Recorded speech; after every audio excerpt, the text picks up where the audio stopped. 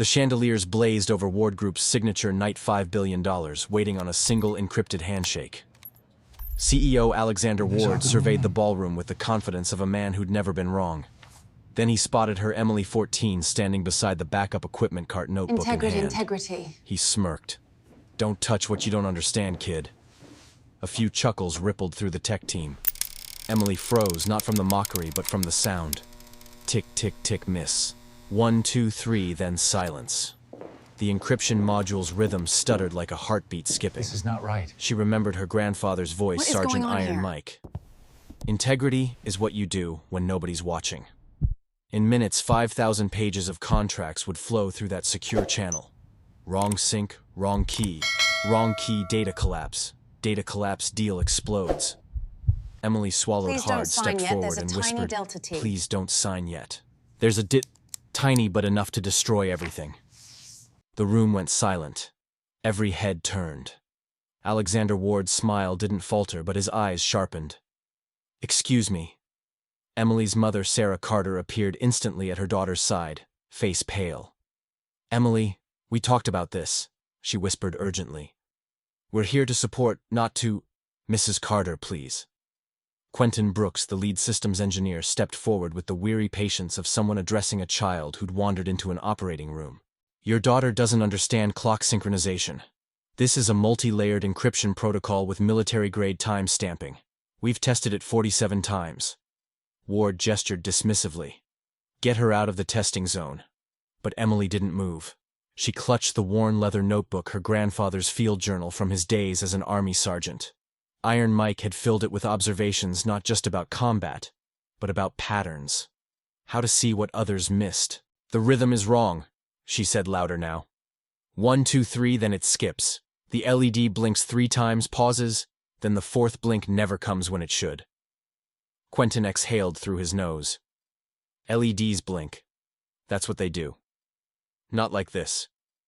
Emily flipped open her notebook, showing a hand-drawn timeline with tiny marks. "I've been watching for 20 minutes. Every cycle there's a delay. DT approximately 0.003 seconds. It matches exactly when the network retry patch kicks in." One of the junior technicians, a young woman with a tablet, glanced at her screen and frowned. Ward folded his arms. "You've been counting LED blinks." "Listening," Emily corrected. "The sound is clearer than the light. Tick, tick, tick, miss. It's consistent." She looked directly at him. "Sir, if that delay compounds when the full contract payload transmits, the session keys won't align. The handshake will fail midstream." Quentin laughed, a short, sharp bark. "You think you can hear microsecond drift? This isn't a music recital, kid." But the junior technician spoke up. "Mr. Brooks, the backup module did drop NTP sync last night. We rebooted it, Quentin snapped. "It's fine." Emily met his glare. "Can I just stand here and keep notes? I won't touch anything. I'll compare the LED pattern against your network logs. If I'm wrong, you lose 15 minutes. If I'm right—" She didn't finish. She didn't have to. Ward studied her, this 14-year-old girl in second-hand sneakers holding a dead soldier's notebook, asking for the right to observe. Around them, lawyers checked watches. The signing was scheduled in 90 minutes. Investors were arriving. Press releases were queued.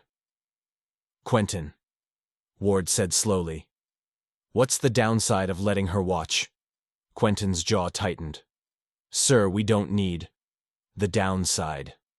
A long pause. 15 minutes of her counting. Ward turned back to Emily. "You get 15 minutes. You match your ticks to our logs. If there's a correlation, we investigate. If not, you apologize to my entire team and leave. Deal?" Emily nodded. "Deal." Sarah's hand trembled as she touched her daughter's shoulder, half pride, half terror. Emily had just bet her mother's job, her own credibility, everything on a sound no one else could hear. Quentin pulled up the network monitor on the main display. Clock sync retry logs, encryption handshake timeline, all visible. You want to embarrass yourself, do it publicly. Emily ignored the venom. She positioned herself where she could see both the module's status LEDs and the wall-mounted display. She opened her notebook to a fresh page, drew 3 columns. Time tick pattern log event. The room resumed its pre-signing chaos, but a small cluster remained, watching the junior technician, 2 senior engineers, a cybersecurity consultant, and Ward. He stayed arms crossed, expression unreadable. Emily's pencil began to move. 10:47:03 tick tick tick miss, NTP retry initiated. 10:47:34 tick tick tick miss, retry back off logged. 10:48:11 tick tick tick miss, sync request timeout. The pattern was perfect. Sickening. Undeniable. After 12 minutes, Emily held up her notebook. Sir, every skip matches a network retry event. The internal clock is drifting because the patch you deployed creates a feedback loop. When sync fails, it retries, but the retry itself causes more drift. Quentin stared at the logs. His face drained of color. Emily's voice was steady. If you sign now, the encryption keys will desync mid-transmission. The deal will collapse. Not eventually. Immediately. Ward's phone buzzed. Investors in the lobby. He silenced it. Quentin, he said quietly, shut down the signing environment. Now. Quentin's fingers hovered over the keyboard. Around him, the room had divided into 2 camps, those who believed the girl and those who believed their own expertise. We don't have time for this, the PR director hissed into her phone. Investors are asking questions. Ward raised one hand. Silence. Quentin, test it. Test what exactly? Quentin's voice was brittle. She's saying our entire encryption stack is compromised because of a sound. I'm saying the timing is off, Emily corrected. She stepped closer to the display, careful not to cross the yellow tape marking the equipment zone. Run 2 parallel tests. Test A, let the system sync normally. Test B, force an NTP resync with a 17-millisecond delay, right when the encryption handshake starts. If I'm right, Test B will fail exactly where I marked the LED skip. The junior technician, her badge read. Chen pulled up a testing framework. I can configure that in 4 minutes. Quentin's face reddened. You're going to take orders from a... Do it, Ward said. Chen's fingers flew. 2 virtual environments materialized on the split screen. Identical configurations, identical contract payloads. The only difference, Test B had a forced NTP delay inserted at the 17-millisecond mark. Running, Chen announced. Test A's progress bar glided smoothly. Green checkmarks appeared. Key exchange success. Payload encryption success. Authentication success. Test B started identically. Then at the exact moment Emily had circled in her notebook, the screen flickered. The progress bar stuttered. A yellow warning flashed, retry initiated. Then another sync drift detected. Then red authentication failed, session terminated. The room went dead silent. Emily pointed to the timestamp on her notebook. 10:48:11. That's when the 4th tick should have happened but didn't. Your logs show the retry request hit at 10:48:11.0117, 17 milliseconds late, exactly when Test B failed. Chen zoomed into the packet capture. The retry back-off created a cascading delay. By the time the encryption module tried to validate the session key, the timestamp was outside the tolerance window. The handshake aborted. It's a hardware fault, someone from the back shouted. The module itself is defective. We should swap it. It's not the hardware, Emily said firmly. It's the logic. The patch you deployed added retry attempts to improve reliability, but it didn't account for timing-sensitive operations. Every retry pushes the clock further out of sync. When you're encrypting in real time, that drift amplifies. The key gets generated with one timestamp but validated against another. Quentin stared at the screen. His voice came out hollow. We deployed that patch 6 days ago, to fix intermittent connection drops during load testing. And it worked, Emily said, not unkindly. For normal operations. But contract signing isn't normal operations. It's 5,000 pages transmitted in one continuous stream. Any break in sync doesn't just fail, it locks you out. Ward moved to the display, studying the overlaid graphs. Test A, a flat, beautiful line. Test B, a jagged mess that collapsed exactly where Emily had predicted. He turned slowly. Who authorized the retry patch? A young engineer in the corner raised his hand, face ashen. I did, sir. We were under deadline. The patch fixed the drops in staging, so I merged it into production. Ward's expression was unreadable. And no one tested it under full signing load. Silence. Emily spoke into the void. Sir, if you disable the retry function in the encryption branch, lock the NTP sync to the primary time server, and reseed the session keys before transmission, the timing should stabilize. Ward looked at Quentin. Can we do that? Quentin swallowed. His pride warred with reality. Reality won. Yes. 30 minutes. Ward checked his watch. The investors were waiting. The lawyers were circling. $5 billion hung in the balance. Do it, he said. And someone get this girl a chair. Emily sat in a rolling chair someone had pushed toward her, notebook open across her knees. Sarah stood behind her daughter, hands gripping the chair back so tightly her knuckles had gone white. Quentin barked orders to his team. Isolate the retry function. Pull the source diff from the last merge. I want logs from every NTP sync attempt in the past 72 hours. Chen worked alongside two senior engineers, their screens filled with cascading code. But Emily wasn't watching the monitors anymore. She was listening. The module sat on its rack, status LEDs blinking their steady rhythm now that the test environment had been paused. But Emily heard something else beneath the surface, a faint mechanical hum rising and falling in pitch. Can someone record the audio from that module? She asked. Quentin didn't even look up. Record what? It's a computer, not a violin. Please, Emily pressed. Just 30 seconds. High-quality audio. Chen glanced at Ward, who gave a slight nod. She pulled out her phone, switched to voice memo, and held it near the module's ventilation panel. 30 seconds of whirring clicking, and that distinctive tick-tick-tick miss pattern. Emily gestured for the phone. Chen handed it over, eyebrows raised. Emily plugged in earbuds and closed her eyes. She played the recording once. Twice.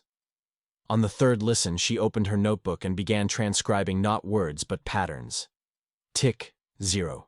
0 zeros, tick, 1.03s, tick, 2.05s, silence, tick, 3.12s. She cross-referenced the timestamps against the network logs Chen had pulled up on the adjacent screen. There, Emily said, pointing. At 3:12 seconds, the retry request fires. The module tries to resync, but the request takes 17 milliseconds to process. During that window, the encryption process is still running. It doesn't know to wait, so it generates a key using the old timestamp. But by the time it tries to authenticate, the system clock has updated. Mismatch. One of the senior engineers, a man with silver hair and decades of cryptography experience, leaned forward. That would create a race condition. The key derivation function pulls from system time. If time shifts mid-operation, the keys don't match, Emily finished. The sending side encrypts with one key. The receiving side tries to decrypt with another. Authentication fails. Session dies. Quentin finally turned around. His expression had shifted from dismissive to something darker: recognition. The back-off algorithm. We used exponential back-off. Each failed retry waits longer before trying again. Which amplifies the drift, Emily said. Every cycle makes it worse. By the time you're transmitting gigabytes of contract data, the cumulative delay is enough to shatter the entire handshake. Chen pulled up a visualization, a timeline showing retry attempts overlaid with encryption operations. They collided like car crashes in slow motion. How did we miss this? Someone whispered. Because you tested it in isolation, Emily said. Retry logic by itself works fine. Encryption by itself works fine. But when they run simultaneously under load with tight timing windows, she gestured at the wreckage on screen. Ward stepped closer. You said disable retry in the encryption branch. Why not just fix the timing? Because timing in distributed systems is never perfect, Emily replied. She flipped back in her notebook to a page filled with her grandfather's handwriting. Don't patch symptoms. Eliminate root causes. You can't guarantee sync will always be instant, but you can guarantee that encryption won't try to operate during a sync. You disable retry where timing is critical, lock your time source to a single authority, and reseed the keys after sync completes, not during. The room had gone quiet again, but this time it wasn't skepticism. It was the silence of engineers recognizing an elegant solution. Quentin ran a hand through his hair. That's Actually correct. He looked at Emily with something between respect and disbelief. Who taught you signal processing? My grandfather, Emily said. He was a sergeant. He used to say, listen to what the world isn't saying out loud. The quiet parts tell the truth. Ward's expression softened just slightly. What was his name? Sergeant Michael Carter, Iron Mike. Emily touched the notebook. He died 3 years ago. But he taught me to hear patterns, to trust what I observe even when everyone says I'm wrong. Sarah's hand found her daughter's shoulder. For the first time that night, her grip was steady. Ward turned to Quentin. Implement her solution. Disable retry in the encryption branch lock, NTP reseed keys. I want a live test in 20 minutes. Quentin nodded. Yes, sir. As the team scattered to their stations, Ward remained standing over Emily's notebook, reading Iron Mike's faded handwriting. Integrity is what you do when nobody's watching, he read aloud. Emily looked up. He lived by that, sir. I'm trying to. 20 minutes became 30, then 40. The ballroom doors had opened.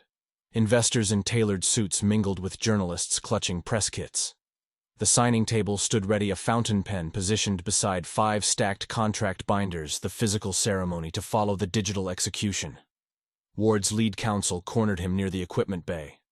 Alexander, we have a room full of people expecting a signature. The market closes in 3 hours. If we delay past midnight, the stock implications. I'm aware, Ward said coldly. The PR director was less diplomatic. Sir, we can't let a child derail a $5 billion acquisition because she heard a funny noise. Ward's jaw tightened. That child just prevented us from signing a contract that would have failed mid-transmission. Do you understand what that would have looked like? Not a glitch. Not a delay. A collapse broadcast live to every major outlet covering this deal. He strode back to the testing bay where Quentin's team had rebuilt the signing environment according to Emily's specifications. Retry disabled in encryption operations. NTP locked to a single military-grade time server. Session keys regenerated after sync completion. Status, Ward demanded. Chen looked up from her screen. Ready for live test. Full contract payload real-time transmission simulation. Not simulation, Ward said. Actual. Use the live signing keys. If it works, we proceed immediately. If it fails... He didn't finish. Quentin hesitated. Sir, if this test fails with the live keys, we'll have to regenerate them. That's another 2 hours minimum. Then it had better not fail. Ward turned to Emily. You're certain about this? It wasn't a question, but Emily answered anyway. The math is certain. The pattern is certain. Whether I'm right... She met his gaze. You'll know in 3 minutes. Ward gestured to Quentin. Execute. The room fell into tense silence. On the main display, progress indicators began their march. Contract pages flowing through encrypted channels. Megabytes became gigabytes. The encryption handshake cycled key exchange authentication validation. No stuttering, no retries, no delays. The timeline graph was a perfect flat line. Payload transmission, 100% authentication success. Encryption verified success, session closed clean. Chen exhaled shakily. It worked. Full 5,000 pages. 0 errors. Ward didn't celebrate. He ran it again. Same result. A third time. Perfect. Behind the equipment racks, Emily noticed movement, someone holding up a phone recording. She recognized him from earlier. Greg Foster, an infrastructure partner whose company provided Ward Group's server farms. He'd been filming the failed test from earlier, the one that had crashed spectacularly. Now his phone was still raised, but his face had gone pale. Ward saw it too.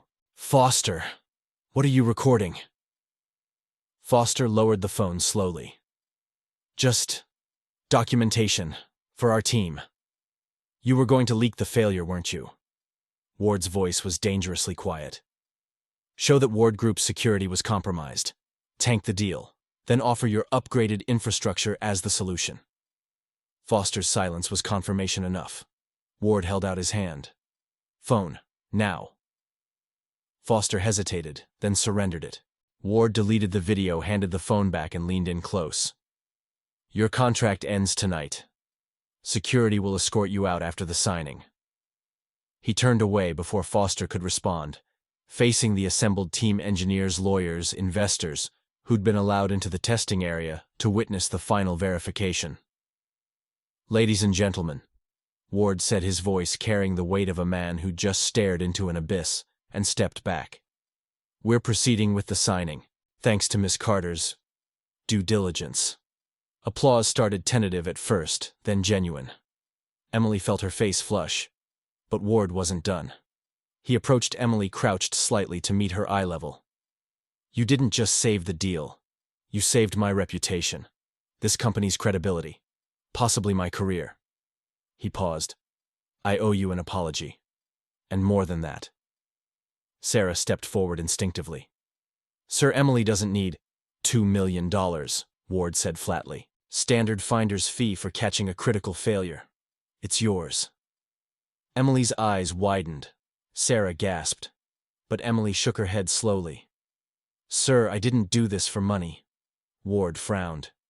"Then what do you want?" Emily opened her grandfather's notebook to the first page. Iron Mike's handwriting stared back. "Leave things better than you found them."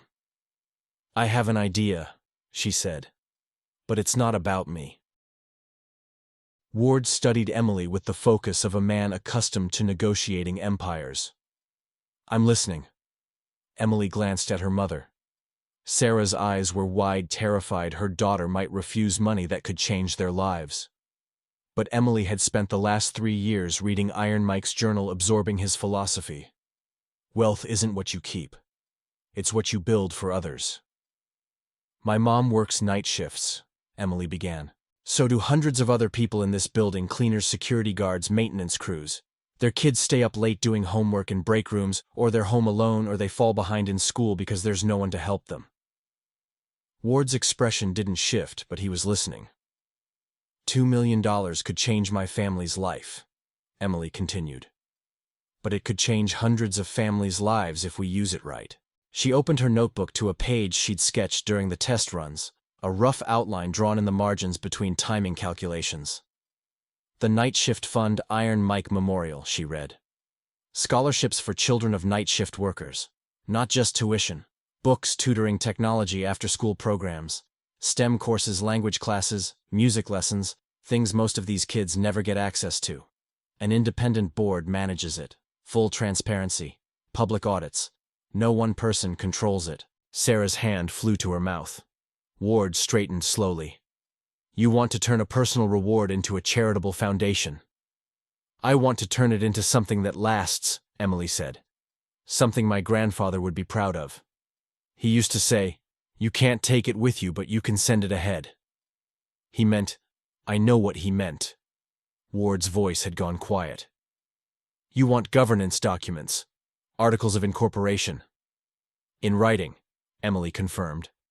"Legal and binding. Not a handshake promise, not a press release that disappears in 6 months. Real structure, real accountability." One of the lawyers, a sharp-eyed woman named Torres, spoke up. "That's actually a sophisticated request. Most people would take the check."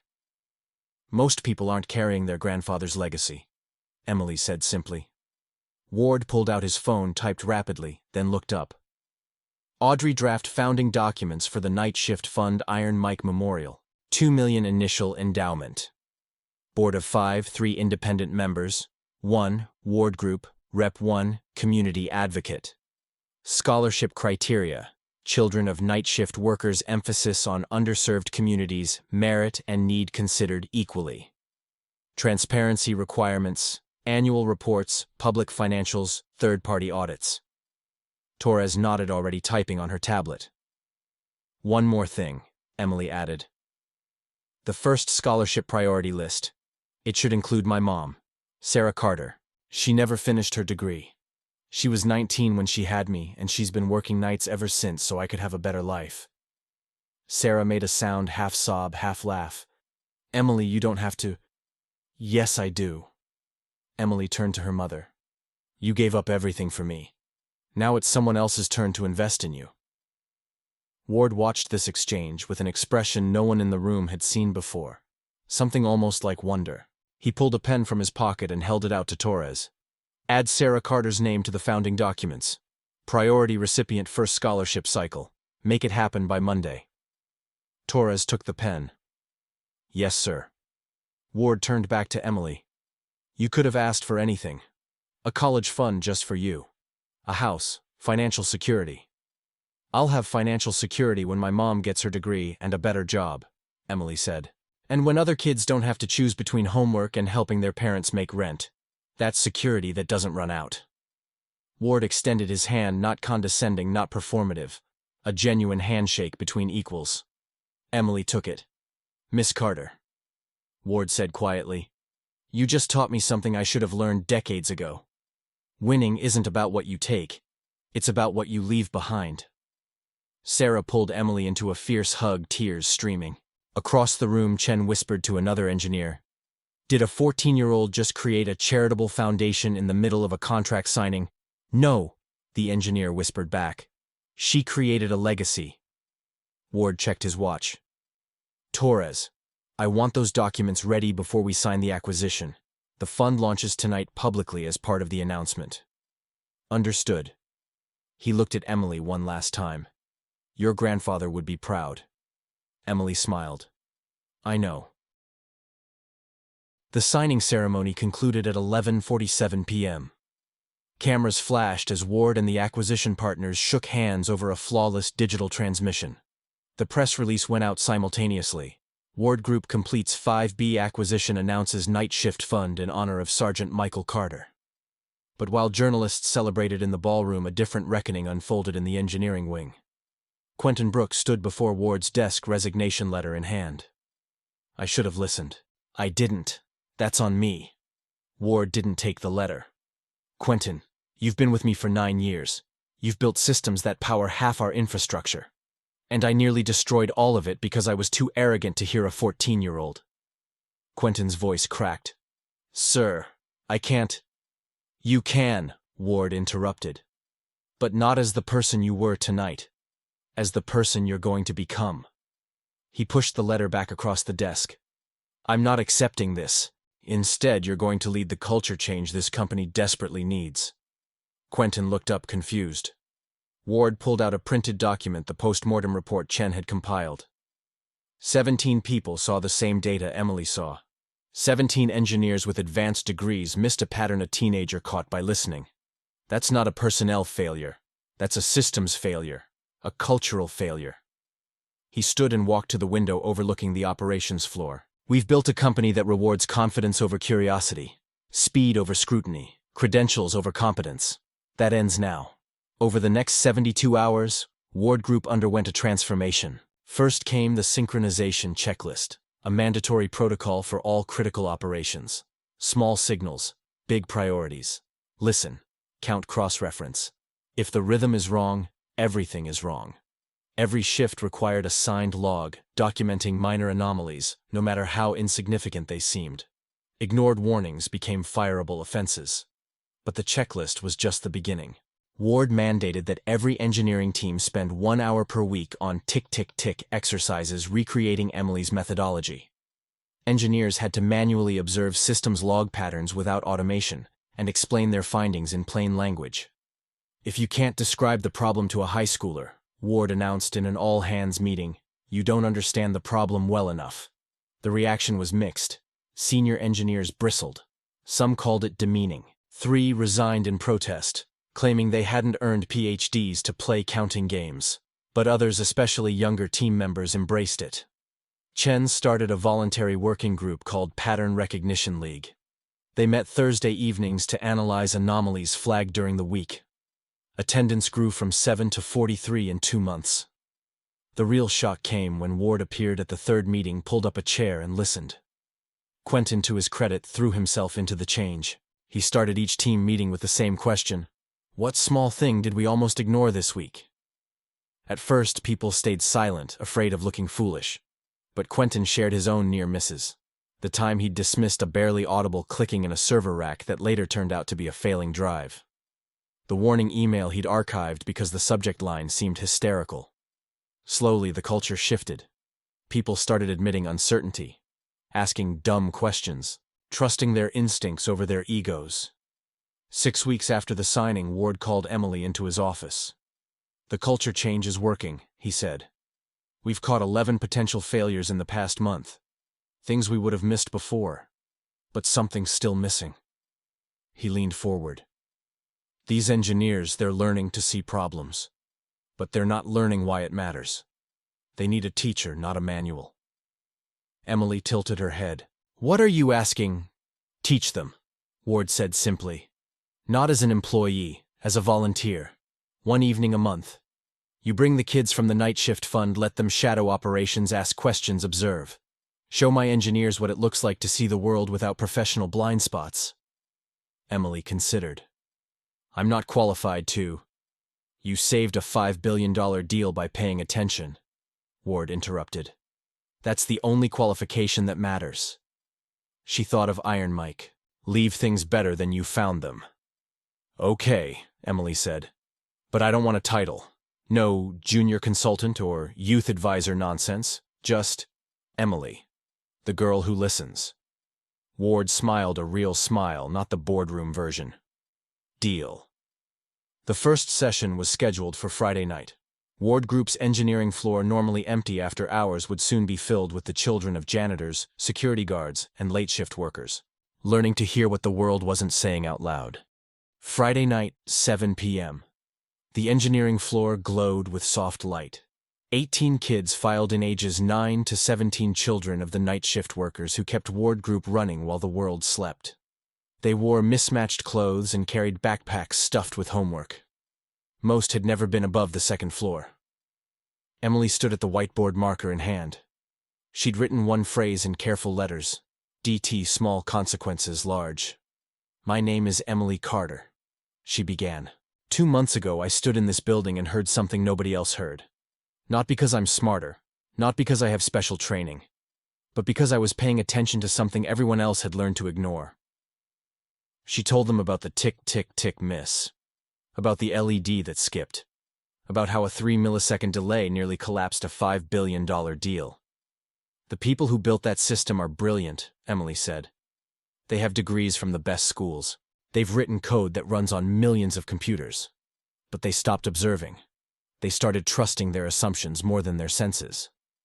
A girl in the front row, maybe 10 years old, raised her hand. "My mom cleans the 3rd floor. She says she can tell when a light bulb is about to die just by the hum." Emily grinned. "Exactly. That's pattern recognition. Your mom has learned what normal sounds like, so she notices when things change. That skill isn't taught in school. It's learned by paying attention." She handed out notebooks, simple composition books like Iron Mike's. "Tonight we're going to walk through the operations center. You're going to observe. Write down anything that seems off. A sound, a smell, a flicker. Doesn't matter if you understand it. Just notice." The kids spread out across the floor, notebooks open. Some crouched near server racks, listening. Others watched monitor arrays, noting patterns in blinking lights. Emily circulated among them, offering quiet encouragement. At the back of the room, someone else watched.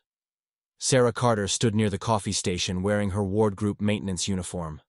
Her shift didn't start for another hour, but she'd come early. In her hand was an acceptance letter from the community college full scholarship night shift fund priority recipient. Tears blurred the words, but she'd already memorized them. A quiet presence appeared beside her. Alexander Ward, in shirt sleeves, holding a notebook identical to the ones he'd given the kids. "Mr. Ward," Sarah said quickly, straightening. "I didn't mean to—" "You belong here?" Ward said simply. He nodded toward Emily. "She gets it from you, doesn't she? The attention to detail. The refusal to ignore what's wrong just because it's inconvenient." Sarah shook her head. "She gets it from her grandfather. I just try to keep us afloat." "That's what integrity looks like in the real world," Ward replied. "Not grand gestures. Just showing up. Doing the work. Teaching by example." He paused. "I spent 30 years building an empire. Your daughter reminded me what it's for." On the floor, Emily was crouched next to a boy who'd noticed a rhythmic vibration in a cooling duct, faint but irregular. She showed him how to time it, how to cross-reference it with system loads. "See," she said. You just found something the sensors missed. That's not luck. That's skill. Ward opened his own notebook and joined the session. Not as CEO, not as benefactor. Just as another student learning to hear what he'd stopped listening for. By 9 p.m. the kids had filled pages with observations. Some meaningless, some profound, all seen. Emily gathered them in a circle. What you did tonight, this is how you change the world. Not by being the loudest or the richest or the most credentialed, but by noticing what matters. By speaking up when something's wrong. By choosing integrity when nobody's watching. She held up Iron Mike's journal. My grandfather wrote this 40 years ago. Tonight you started writing your own. The room was quiet, not the silence of uncertainty, but the silence of understanding. Sarah wiped her eyes. Ward wrote in his notebook, "Lesson learned, finally." And somewhere in the hum of the servers and the tick of the cooling systems, the world kept spinning. But a few more people were listening now. You just witnessed how one small act of courage changed everything. Have you ever saved the day by noticing a tiny detail everyone else missed? Share your story in the comments below, and if you love these kinds of inspiring true-to-life tales, subscribe to Maid's Daughter Stories for more. Because sometimes the smallest voices carry the biggest truth.